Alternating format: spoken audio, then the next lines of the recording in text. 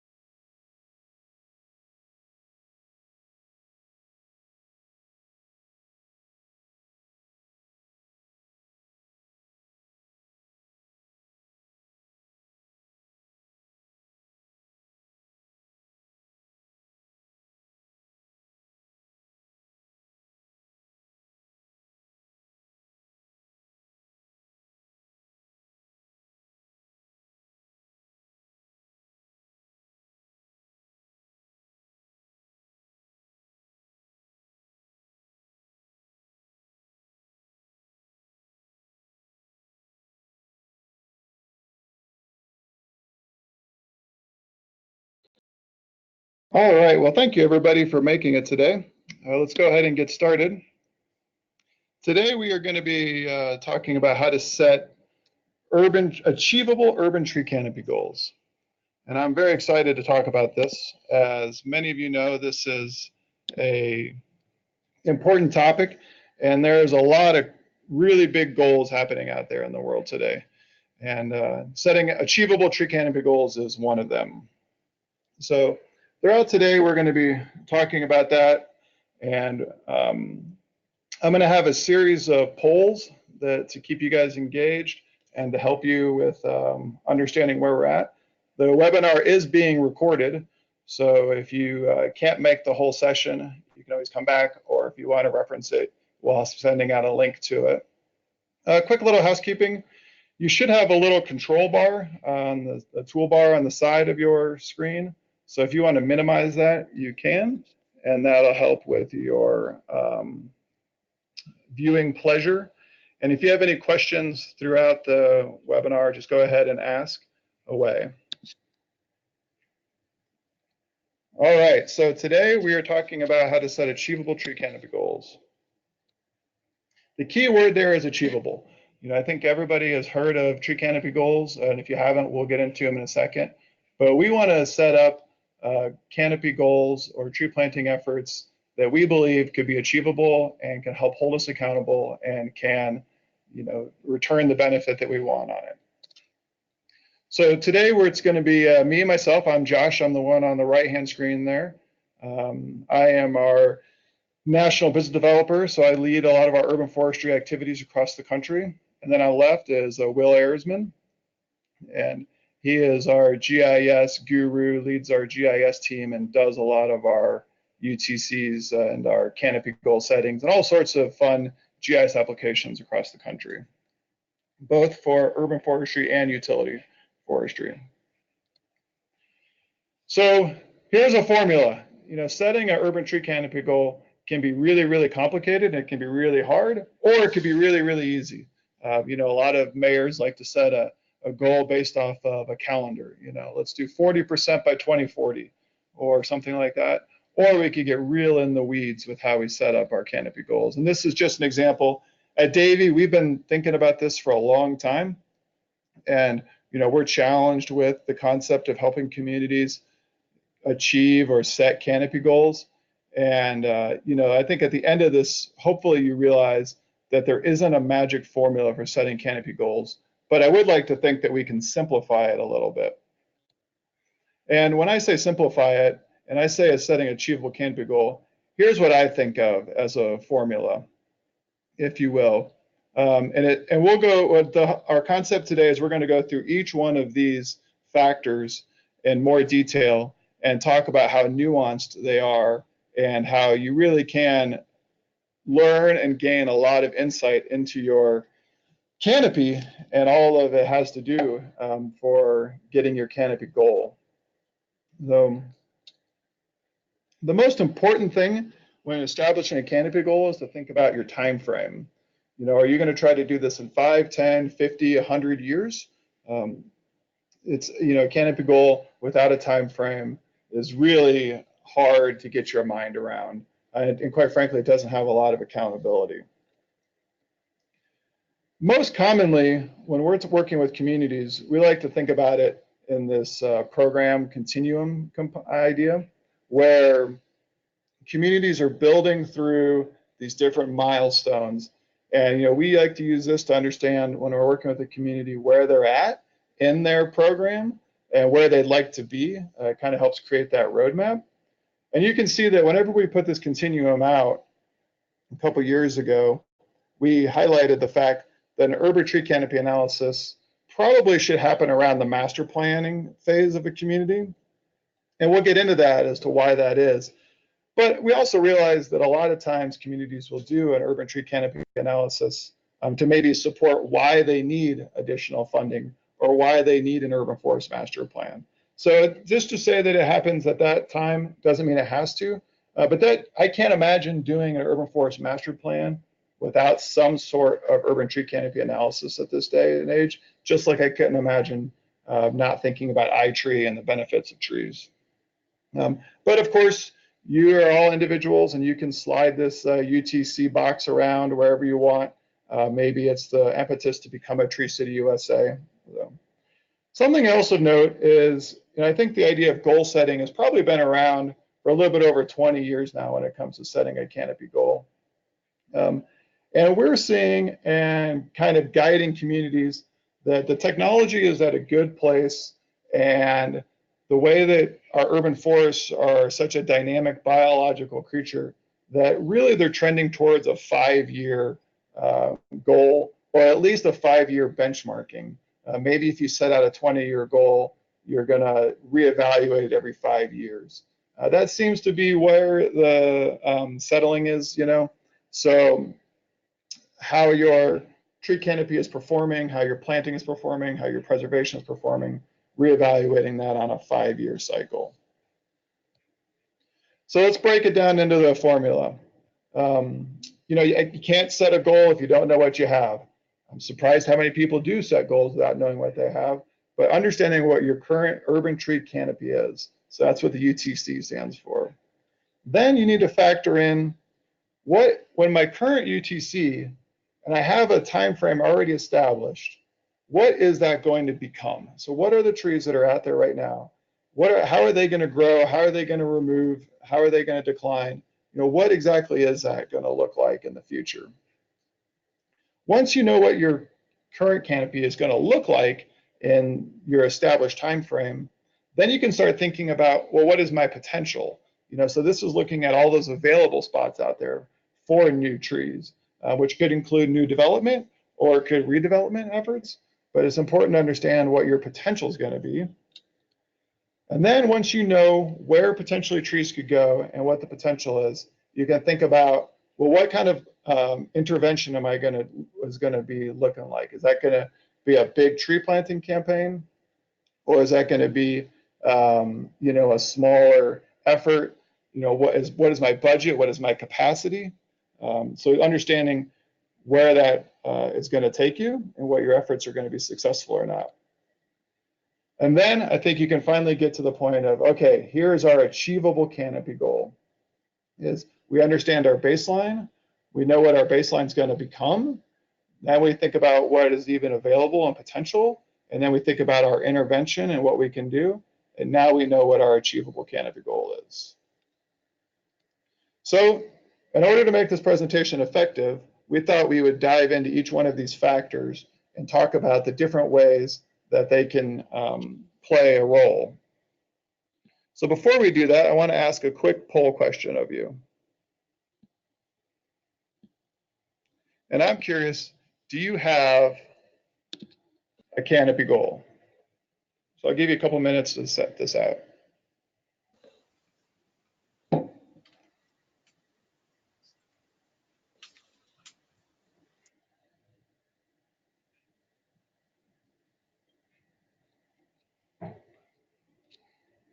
All right, almost half have voted. We'll give a couple more seconds for everybody to vote.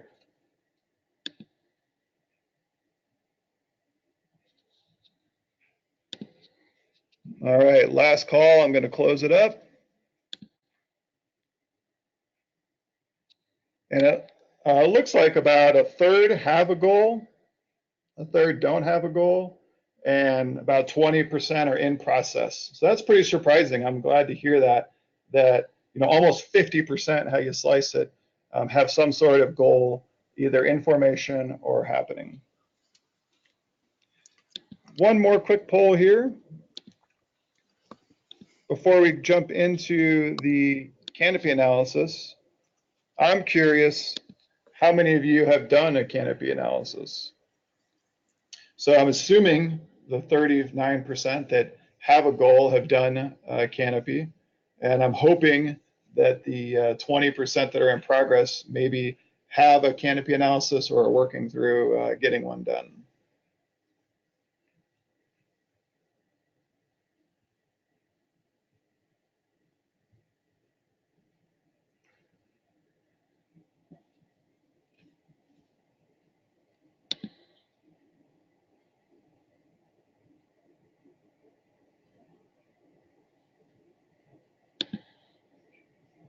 All right, let's go ahead and close this out here. And I'll share those results. All right, looks like about 50% have, well, even more than that, I'm sorry, 65, 70% have some sort of urban tree canopy analysis done. And it looks like about a third of you guys have done it in the last 5 years, so that's great. Again, I bring this up because I do believe the technology is there that we can have a very accurate, high-resolution tree canopy analysis happening in a 5-year time frame.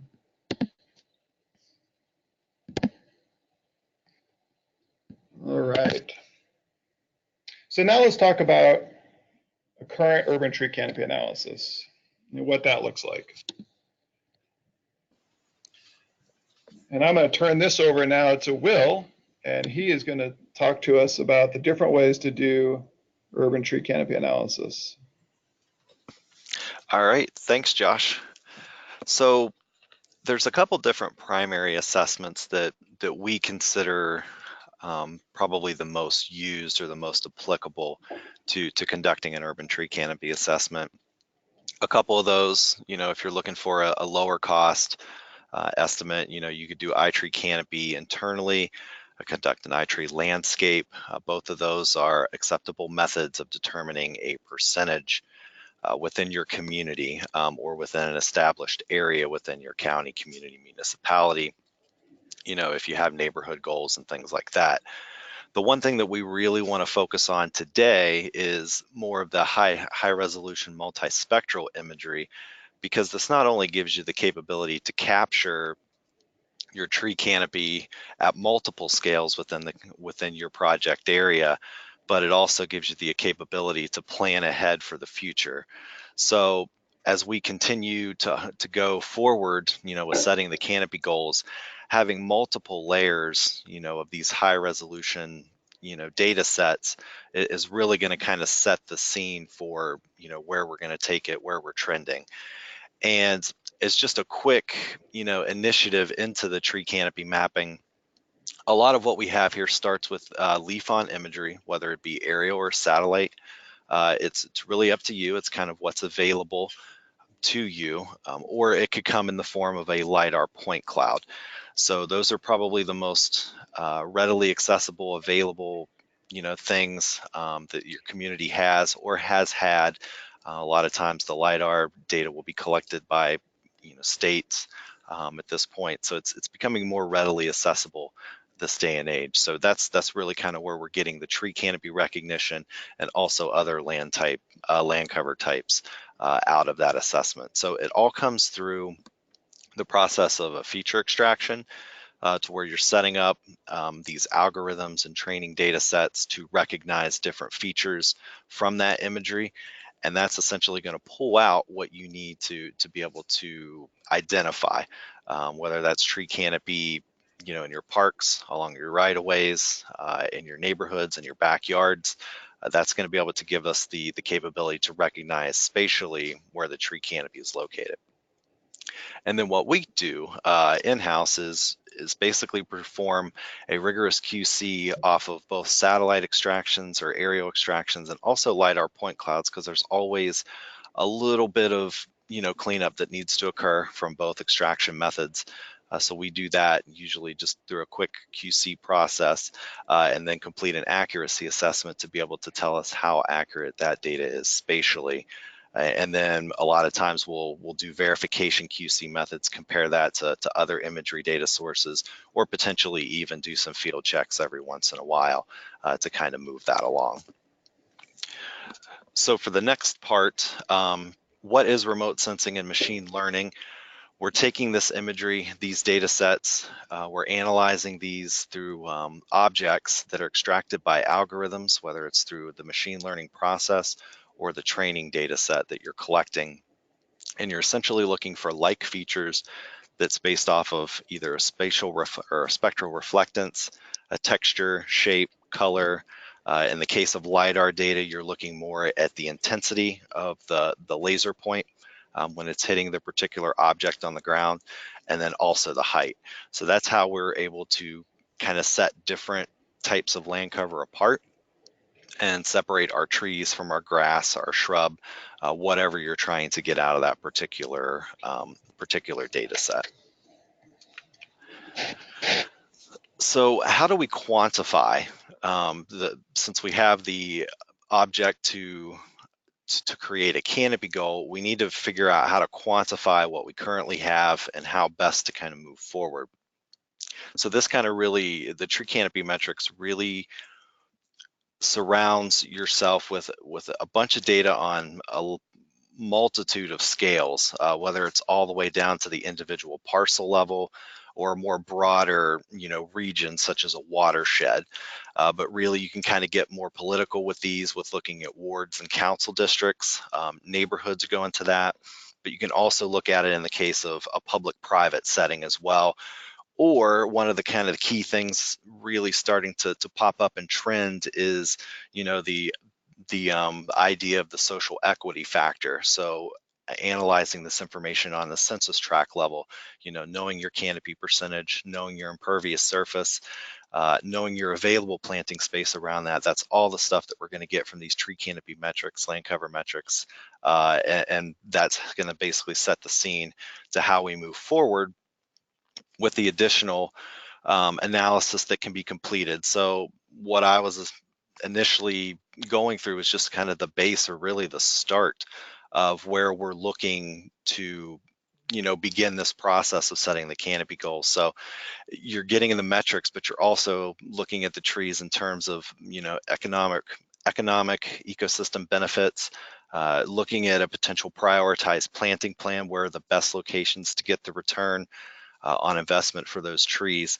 The social equity is becoming such a huge thing now in these plans, addressing, not only urban heat island and stormwater factors, but also, the population and how that supports trees, as well as the human health component, which is starting to be studied more in the research realm, and then being able to kind of wrap these all up in potentially a story map type plan or some web-based platform that gives you the ability to kind of view the results and be able to work with that in in more of a web-based format to get away from more that paper that paper document. So the first case study, so each section will have kind of an estimate or an approximation of a study that we've done that's very similar to the piece that we've put together. The first study that we're going to discuss today comes from Asheville, North Carolina. And this was a study that was done recently, earlier this year, where we were looking at multiple years of high spectral or high resolution multispectral imagery, taking a look at just the tree canopy. We didn't really map the other land cover classes for this. We were just essentially focused on the tree canopy. And their worries were that they were starting to lose a lot of trees over the past 10 years. So we took a wide angle lens and we looked at the tree canopy in 2008 and we looked at it in 2018. And this assessment was based on the current 2018 NAEP imagery as well as 2008 NAEP imagery. And along with just assessing the tree canopy mapping and the change component, we also looked at the benefits losses, because that was one of the things that was really driving the community to kind of preserve and conserve these canopied areas from any urban development changes, land use changes. So that's kind of where we were moving. So to kind of get into those results, I just have basically a slide that kind of goes over what we have here. And really this can be defined kind of in two maps. The left one is the current 2018 canopy spread throughout the community. And the one on the right is just essentially the change detection. Where did we gain, where did we lose, and where did we persist with current canopy? And just from what you're seeing there on the right with the large areas of red kind of showing up on that map, some of the community's fears were realized here, to where they were losing trees at a fairly decent rate. Back in 2008, they had roughly 47.5%. They're down now to 44.5% over the past 10 years, roughly a 900 acre change. So when you look at that in terms of quantable tree canopy or just trees in general, they're losing about 6.4% of their overall canopy. When you look at it on the land cover scale, it's only an absolute change of 3%, but you're still losing a good bit over that time period, or they were losing a good bit over that time period. And the relationship to benefits losses is not necessarily linear to the tree canopy loss. So losing almost 9 million in benefits has totaled a loss of about 8 to 9% in their actual benefits that community or those trees are providing to that community. So at a basic scale, this is kind of that UTC mapping, change mapping, and then this really kind of sets the scales for more of their next piece, which is the urban forest master plan or that canopy goal setting process. So Josh, with that, I'm going to go ahead and send it back to you. Great, thanks, Will. So I think that shows to you guys how you can do an urban tree canopy assessment, and really the benefit of doing a high resolution urban tree canopy assessment versus the iTree landscape or the iTree canopy, some of the coarser ones. So before we get into the projected landscape, I want to do another poll question here real fast. And the reason I'm asking this one is, when you think about the future canopy, what you have out there, what I'm wondering is, what are you most concerned about affecting your future canopy? Is it the development, or is it insect and disease, shot hole borer? Is it Asian longhorn beetle, emerald ash borer, something like that? Is the potential climate change? Is it storms, anywhere from ice storms to hurricanes to tornadoes? But when you're thinking about your current trees and you're talking about establishing a canopy goal, what is going to be the impacts to trying to keep those trees alive, your baseline. So we're waking back up, we're getting these in. Let's go ahead and close the poll here in a couple seconds.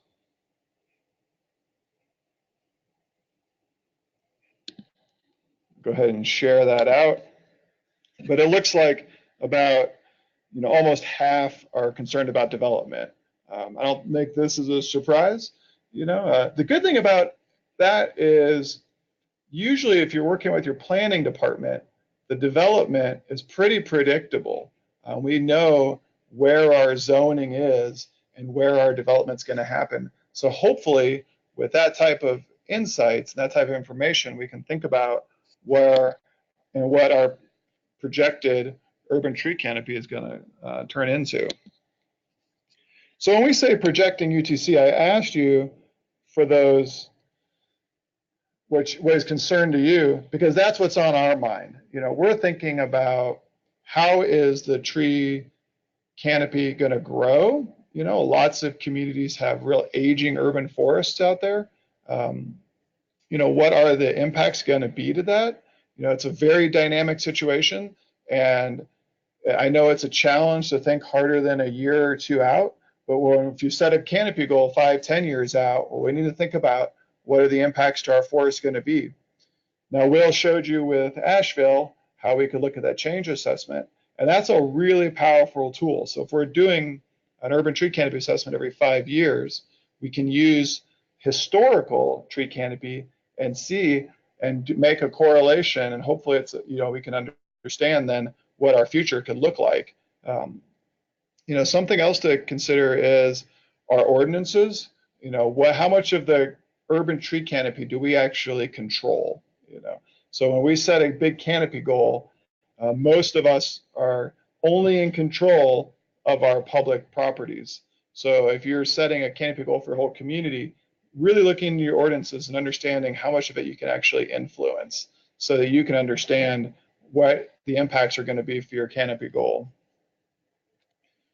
So again, whenever we do an urban tree canopy assessment, we don't want them just to be sitting on a shelf somewhere. We want to think about how they can be integrated in other and ultimately implemented. So this is where we try to take and do a deeper analysis into the canopy goal setting. So Will, you want to take it away again? Sure. So as Josh was mentioning, we have a lot of communities will have a very data-rich environment, or at least some data sets to work with. Whether that's a tree inventory, a canopy assessment, land use planning data, disease and pest maps, you can kind of combine all this information and start to predict out like where your change is going to occur. Is it easy? No, it's not easy, because there's always changes and things that come back into play. So that's one of the things that we always kind of have to look at this benchmarking process, when we're coming through and setting a 20-year canopy goal, those 5-year incremental updates or whatever, your particular community might want is at the mindset. So that's going to kind of move us to the next case study, which comes from Charlotte, North Carolina. And what we were doing for this particular assessment is looking at 3 different prediction models based on, different input data sets. So if we want to start looking at assessing, maybe street tree loss and how that's going to affect everything, that's where the tree inventory data set came into play. And that was essentially the first model when we were looking at a neighborhood level analysis of estimating upcoming loss due to aging street trees. The second model was more on the impacts of development and how, essentially clear cutting a area to put in a new shopping center, a new development there, like what was the benefits or what were the losses that were tied to that, and how quickly would the canopy essentially replenish itself or regenerate. So we'll take a look at that. And then the third one was essentially looking at the future land use changes on how to estimate tree canopy on the broad community scale. So with that, we'll go ahead and get into the first model, which, as I mentioned, this was a couple of neighborhoods that we kind of pulled out to take a look at some of that street tree data. And this was more of a neighborhood, more focal analysis based off of just strictly street trees. And what we were targeting here was mainly the older trees that were over roughly 24 inches or greater. And what we were doing is looking in these particular neighborhoods is how many trees were currently being planted to the age factor of what was actually going to be predicted to be lost by the year 2050. And what we found was pretty staggering, that the replenishment rates of these trees were nowhere near the levels that they needed to be to stay at consistent street tree stocking levels. So in some cases, the number of street trees were reduced by over half, in these two particular examples here. And if you look at the small bullet points, for 21% of the street trees within Myers Park, and 14% of the street trees were considered mature and over those. So at some point, you're going to need to really focus on how we're going to handle the street tree application, as well as some of the other locations. So the next model that we looked at was more, I guess, more of a wider impact of the development. And this was mainly focused around commercial and mixed use. And by the maps that you can gauge there up in the top right, there was a 2014 assessment and a 2016 assessment. So this was a pre and post land cover classification that we did to identify what was lost, what still stayed throughout the development process. So in 2014, we found that roughly 60 or 56% of that area was canopied. Now, when that was cleared for development, that dropped down to just a little over 1%. So what we did was take the site-specific plans that were drawn up and the species that were recommended for planting. There's roughly about 430 trees on this particular site, which yielded a percentage in 2018 of about 2.3%. So we ran that species data through the iTree Eco Forecast model, and that allowed us to project out about 30 years. And what we found was pretty staggering, that through mortality rates, just whatever factors were coming into play, just through those, and through tree canopy, through tree placement and just how it's laid out on the landscape, what we were finding is we weren't replenishing the trees on that particular location. And when modeled, replacing that 56%, never came back to fruition, and only really came out to about a little over 3%. And this was, pretty common across a couple of other sites that we did in this particular case too. So the development replenishment had a big impact, I think, on the overall future of the tree canopy. And then the final one we had here was basically just taking a look at the future land use. So what was the current canopy percentage of the land use back when the UTC was conducted, looking at the different land use classes, and then taking that planning department's data and looking to see how it's going to transition into future use, and essentially carrying over that canopy percentage to these newer acreages of industrial, of mixed use, of residential, and applying that. And what we found there was that back in, when the data set was put together in 2012, we had roughly 47% tree canopy within these land use classes, and projecting forward, just through gains and losses here and there, like we're down to almost 41%. So looking at that was another way that we can kind of start to identify the trends and how the canopy was moving forward. So instead of increasing your tree canopy, maybe there was a need to mitigate the loss at that particular time. So Josh, I'll throw it back to you.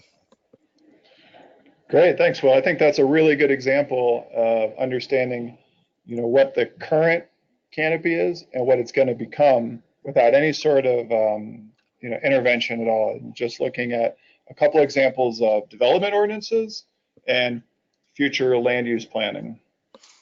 So now when we think about, so now we've we understand what our baseline is and we're thinking about what our projected looks like, we're going to start talking about the potential of urban tree canopy. So that's talking about when you're top down, when you're looking out there, pretty much exclusively from a quantitative perspective, physically, where can we put the trees? And then, I think you have to, as arborists, as urban foresters, we need to look at it from a qualitative perspective as well, thinking about, is it really suitable or not for a tree? Whether it's a development site or a homeowner doesn't want them or what have you. So understanding the potential of it. So that's why we think about, the right tree in the right place for the right reason. So I'm going to turn it back over to Will now, and he'll talk a little bit more about, finding planting locations. All right, thanks, Josh. So this is where really the high resolution spatial imagery analysis kind of really goes head and shoulders above the statistical models like iTree present, because you actually have evidence of land cover placement, available spaces that you can use, and then you can start to implement the Forest Service methodology that provides guidelines and suggestions on identifying the best places to plant UTC, or excuse me, to plant trees for future UTC, and where the best places aren't to plant. So what you have more control over and what you don't. So possible UTC is simply just the open areas. And then what we're looking to do with that is to really kind of go more into that prioritizing of those particular locations. And when we do that, we're going to complete different assessments for, how much stormwater runoff are you getting in these locations, how much urban heat island or surface temperature is popping up in these, larger shopping centers and developments, and what are the social equity factors? What is your populations without or throughout your different regions of your community? What type of those things are coming into play? And what that has the capability to do is rank sites on different variables for queryable attributes that you could quantify, like how much planting space you have available um, to look at a different factor. So if you're prioritizing for stormwater, you have a category for very low to very high for that. If you're looking at urban heat island and mitigation on that, you can go from very low to very high. Same for the social equity. But if you're looking to get the most bang for your buck, you can also do a composite ranking of all these particular, pieces of information. And that's really what's going to give you the biggest bang for your buck, and give you the greatest benefit to the community overall and moving forward. So I think that's a really crucial analysis. And from that particular place, you can kind of start taking some of these very high categories of prioritization and start just projecting trees and planting or plantings of where you can put trees, and with the amount of available space to do large, medium, and small trees, get these estimates. A lot of the models that we do will favor trees, or favor larger trees, just because they provide more benefits overall and in general. So what that does is it allows us to plant the trees, and then we can start to assign more attributes, such as a public-private designation. We can look at the land use types if we're addressing a particular need for future land use, the socioeconomic data for census tracts, and then neighborhoods. So really powerful information that you can start to plan and get these estimated tree counts for when you're putting together a potential project. So now that's going to bring me to the third case study within Kansas City, Missouri. And Josh, if you want to go ahead and go to the next slide, I don't really have a good precursor for this one. What we were looking to do was develop, is looking at the data or old land cover data and trying to turn that into something useful. So the data source that we were working with was 2012 spot satellite imagery at a 2.5 meter resolution. So pretty good for that large of a region. But the problem is like we just did this very recently, so the data was out of date and not necessarily suitable for analysis, because there had been so many changes on the landscape to where we necessarily couldn't we couldn't figure that the tree canopy data was going to be reliable at that point.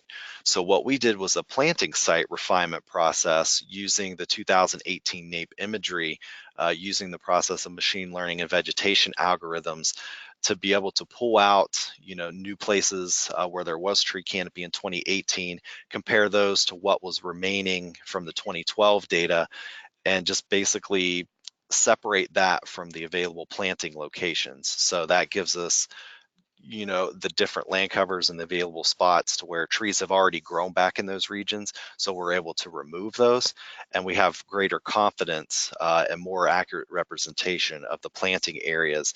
And then what we did from there was move into the next process of deciding where we were going to plant. And this is really just kind of like that repeat of, let's take a look back to how we were prioritizing. What are we focused on? Is it stormwater runoff? Is it heat island? Is it equity? Where are these very high locations from the rankings? Because that's where we want to go with this, and where it's going to provide the best bang for the buck for our return on investment. And if you can move into the next slide, we get this data, this geospatial data for more informed decision making. So when we're doing this tree planting process, we're getting multitudes of information, whether it be in parks or on private landscapes, that's going to be able to give us the capabilities to reduce the places that we're going to be looking for trees. And that's where that priority planting comes into play, to where we could reduce the number of trees predicted from 620,000 all the way down to 350,000. So we're cutting already our number of trees in half, or roughly in half. So that prioritizing of the data is more for the increased efficiency of our planting models.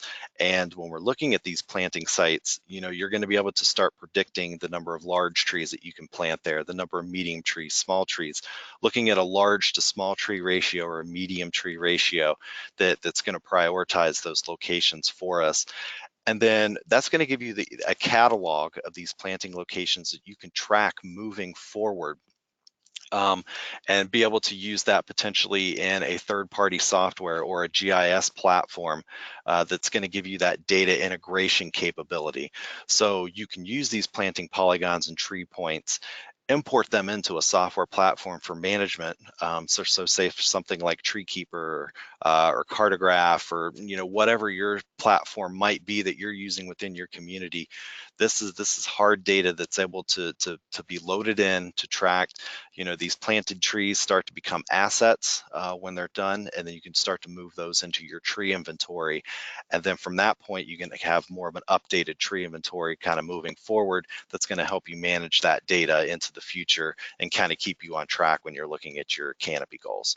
So Josh, I'll pass that back to you. Great, thanks. And I think before we get started on this next one, so Will just did a great job at looking at where all of the potential planting sites are. So my question to you is, now that you've identified them, are you ready for them? Are you ready for a million tree campaign? Should a major nonprofit in your neighborhood find themselves with a windfall of money, are you able to take that and execute it? Now, to me, this thinks of a couple scenarios where, do you have the capacity to do it, as a community or as a nonprofit? Not only that, but do you know where they're going to go? Do you know why you need them? Do you know who wants them? So go ahead and give us a couple seconds. It's pretty easy, yes or no question. But it's important to, in my mind, in this day and age, to be ready for these types of initiatives or these types of questions, So go ahead and close that out.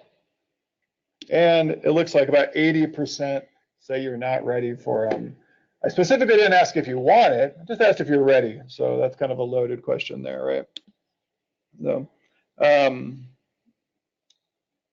So now that we've talked about, we have our baseline, our current tree canopy, we've looked at where that tree canopy is going to become, or what that tree canopy is going to become, and then Will just walked us through identifying potential.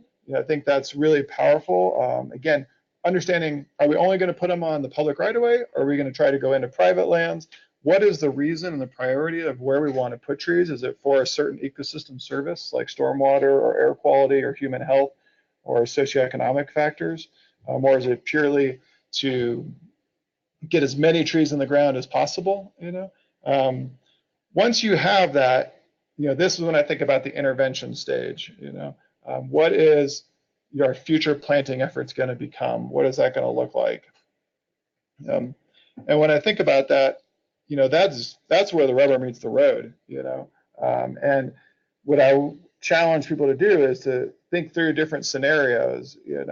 And those could be based off of budgets. Those could be based off of partnerships, off of what's been done, ideally what you want. Maybe it's going to be a 1,000,000 tree campaign of some sort, or a shade tree campaign like Los Angeles just debuted.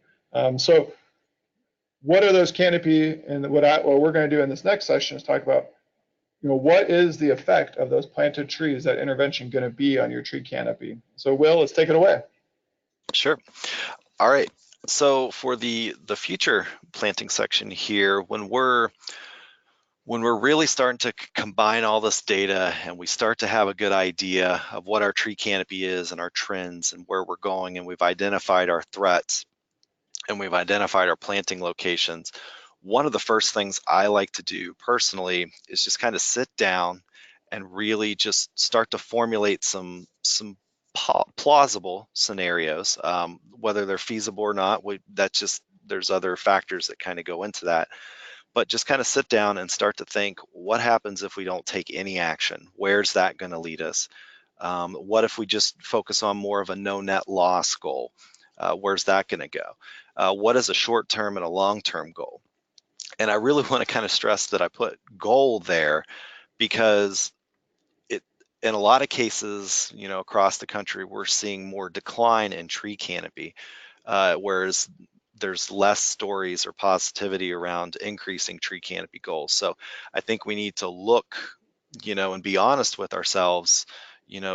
Setting a 5% increase may not always be the best path forward. So being able to just kind of sit down and look at all the information that we're able to go through, we could start running some rough numbers on acreages that we need to either add through planting efforts or save through preservation and conservation efforts within our community, to make sure that we're able to reliably kind of hit our target.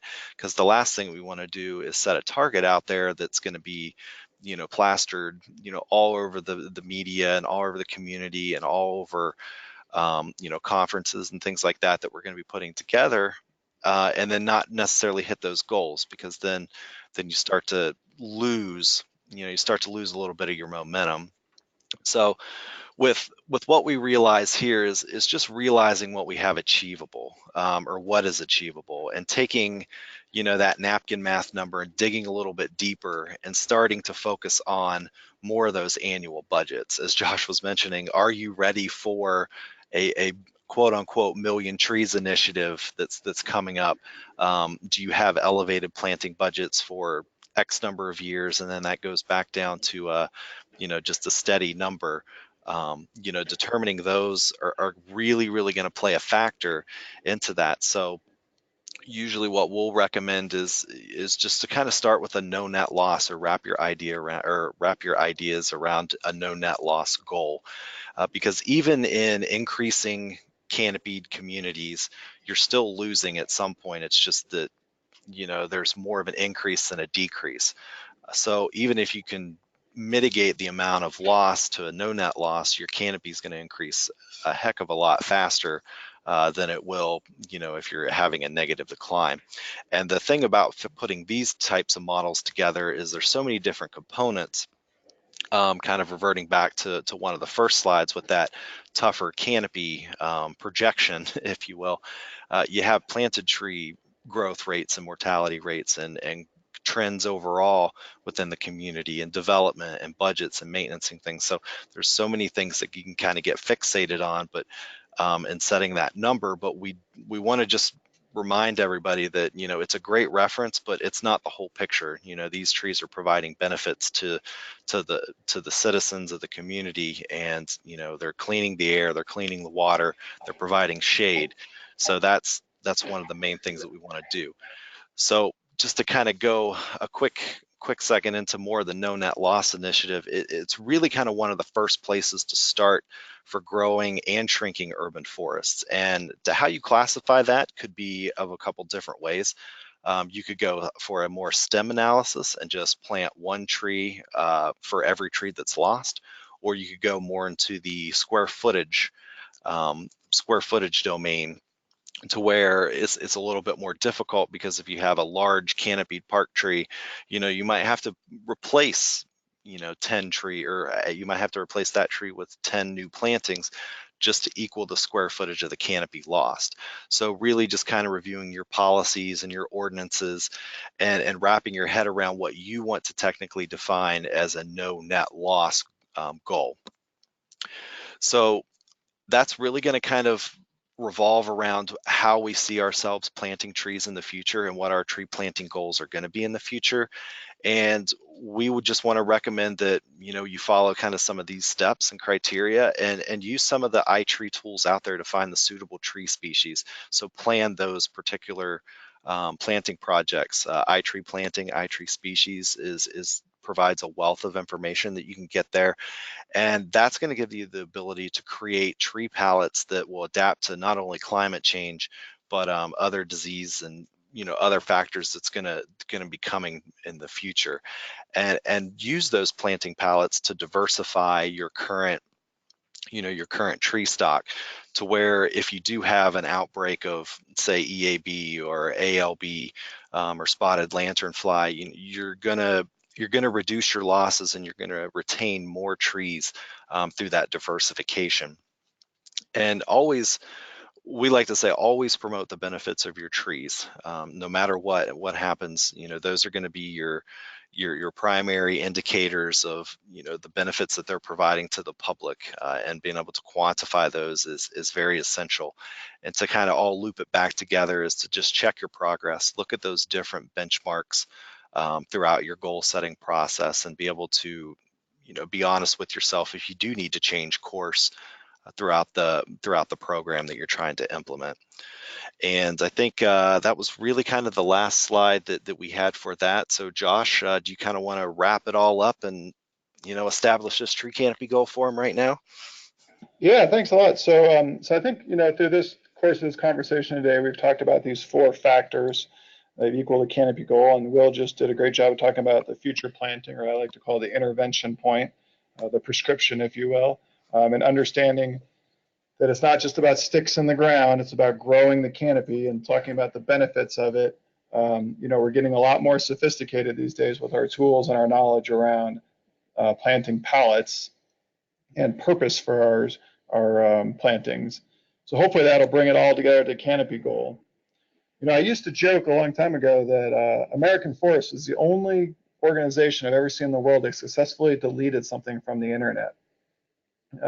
Because back 20 years ago, they put out in 1997, this canopy goal statement, and that for a long time, that's where people used and pulled off of. They pulled it off pretty quickly, about 10 years later, because it really demonstrated the fact that every community should have its own unique canopy goal. So Ian wrote this great blog post here, why they pulled that off. And that's what I want everyone to understand about, is the concept of a canopy goal should be truly customized. We've talked about the factors, we've talked about the elements that can go into it, and it's up to you to determine which ones are most important and which ones you want to pursue for setting your canopy goal. So it's understanding your current tree canopy, what your current tree canopy is going to grow up to be for that time frame that you've established, understanding where your potential is. Are you ready to take on private tree planting or not? Understanding, your abilities there, and then thinking, what is your intervention going to be? How many trees are you going to physically have to put in the ground and get to thrive and grow? All those elements, I think, can help you achieve a canopy goal that's practical and realistic. You know, I think the reason that a lot of mayors set out an ambitious canopy goal is the absence of a canopy goal. You know, if us as arborists and urban forests aren't telling our elected officials and aren't telling our administrations and aren't telling our general public what our canopy should be or what we want it to be, then they're going to start telling us what it is and what they think it should be. So I'd encourage you to proactively set out that canopy goal and also engage your community, you know, not only through the benefits of it, but what do they want? You know, where are they at in it? So I want to thank you for attending today. I don't think we have enough time to really do some Q&A, but I will, you know, try to answer a couple. There is the ISA CEU code there. In the conference today, we've had a handout which has the pre-approval form. So if you want to print that out and write yours and mail it in or scan and email it in, you can. I'm also going to send out a follow-up survey to the webinar today. And in that survey, if you fill that out and you put in your ISA CE certification number, then I can submit that for you as well. So again, thank you for your time today, and I hope you have a great day. Let's see if we can answer a couple quick questions here. All right, well, we're actually out of time, so I'm going to go ahead and end the webinar here and hope everybody has a good day.